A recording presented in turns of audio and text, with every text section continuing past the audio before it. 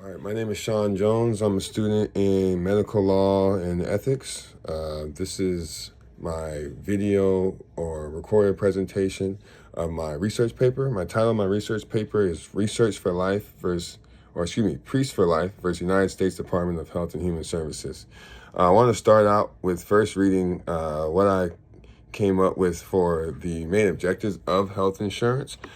First, want to summarize based on my discoveries how health insurance broadly works and its main objectives. Standard health insurance main objectives being encourage and help recipients live healthy lives, and two, protect people from the high prices of healthcare costs. This topic is basically a debate on what should and shouldn't be, or what should be required by a religious employer, whether they be a church or whether they be a nonprofit organization like a school, etc., or a hospital, for instance. This interested me because as we have been diving into the more behind the scenes stuff, we've been working on putting hands on people, palpating and learning the muscles and anatomy, but also learning more about billing codes, learning more about the history of PTA, learning more about, how to communicate with the insurance provider, how, L&I work,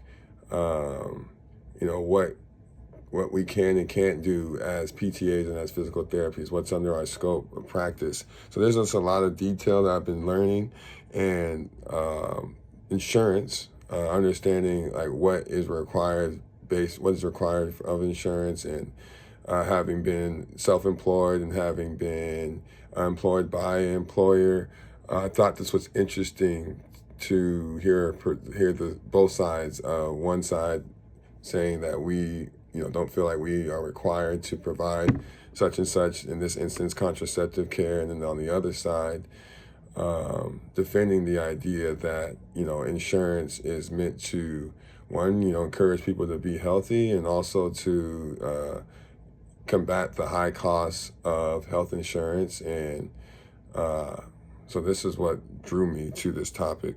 Also being a religious person, but also on the side of women's rights. This was a topic that kind of touched on both of my, on two things that I'm passionate about. One, God and the Lord, but also passionate about women's having the right to choose whether what they want to do with their body. And so the conclusion was that the court decided that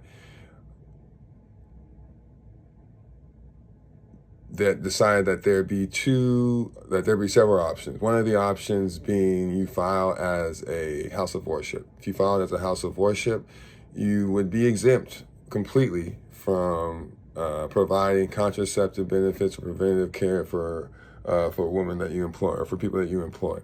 If you file as a nonprofit religious organization, you would not be exempt completely. You would have to file for an accommodation.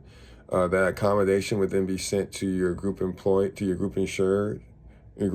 company, and also to your employees who are insured by that, your employees who take advantage of the group insurance.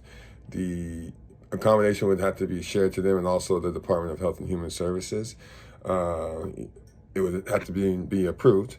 But once approved, you would basically be the nonprofit religious organization would no longer be responsible for facilitating the insured receiving the contraceptive care or benefits. Basically freeing their hands, ridding their hands of any connection to contraception, or assisting and affiliating with abortion and things of that nature, which they strongly believe is a grave sin.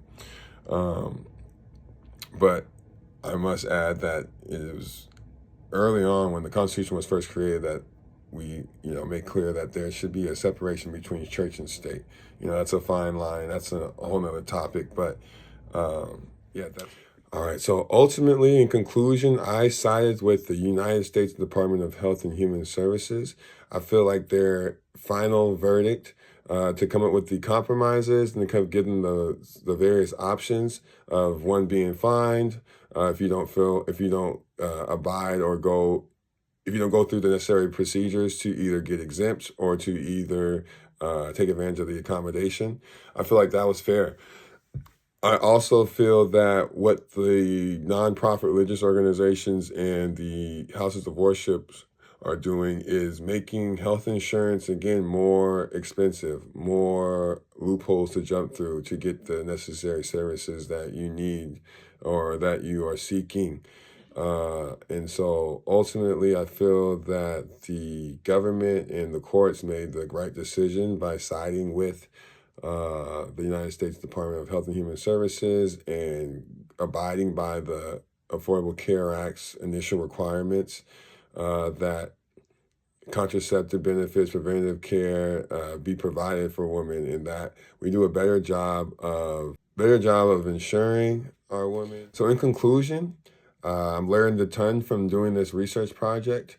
It was very eye-opening to see the debate and to hear both sides of the argument. But ultimately, I'm very glad that the courts decided to side with the United States Department of Health and Services. Again, as I feel that insurance is necessary and a necessity and a right that as taxpayers we should be able to take full advantage of.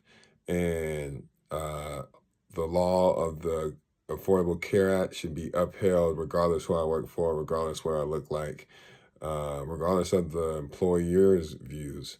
And that's how I feel, and that's how I'll close it out.